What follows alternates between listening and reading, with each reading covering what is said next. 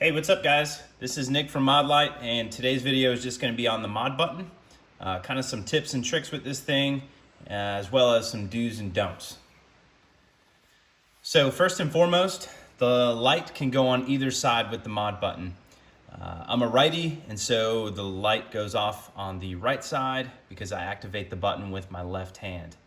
You can also add this Unity light wing if you need to get around a laser or say a front sight or something like that.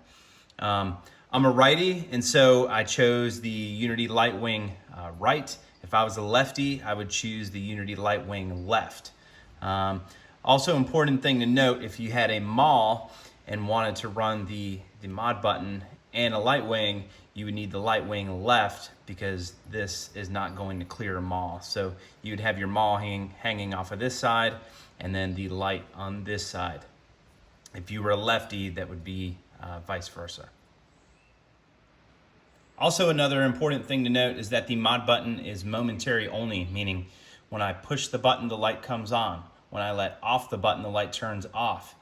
If you are a person that likes redundancy or you just want a constant on feature, this Surefire DS00 switch is a good thing for you because it has a lead for your ModButton and it also has a clicky cap for a constant on feature.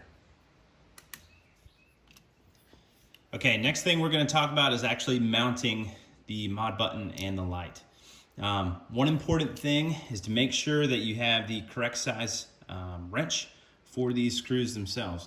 If you don't, stop right now, go find a wrench that's the correct size for these screws, because you'll most likely not only strip out these screws, but you could possibly damage the mount itself. So make sure you have the proper wrench. All right, next you want to figure out where you want it. In my case, I have an LA5 sitting here, so the ModButton is going to go in back of it. One thing that I like to do is to push this cross member all the way into the pick rail itself.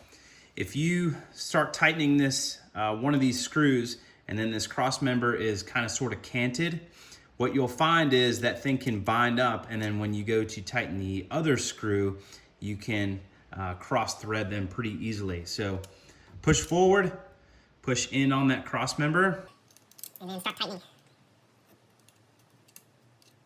Okay, get that guy on the cam tight, and start on the other one. Kind of hard to do, the cam in the way. Alright, so it's hand tight. Okay.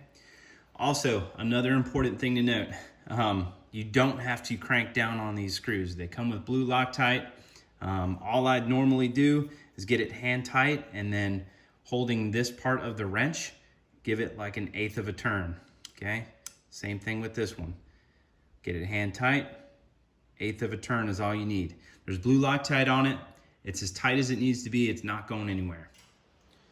All right, lastly, let's talk about these 4 screws on top. We've gotten a couple questions on these. People asking, hey, do I need to take these out and put blue Loctite? Can I take them out and then flip this button around so the logo is facing the other way? Our answer to that is always going to be no. These come from the factory with Loctite on them. They're good to go. They're not going to go anywhere. There's literally no need to mess with either of these 4 screws. So just go ahead and leave those alone. All right, guys, that was some tips and tricks and some do's and don'ts with the ModButton. If you guys have any more questions, shoot us an email at sales@modlite.com, and we'll be happy to answer any of that for you. Thanks.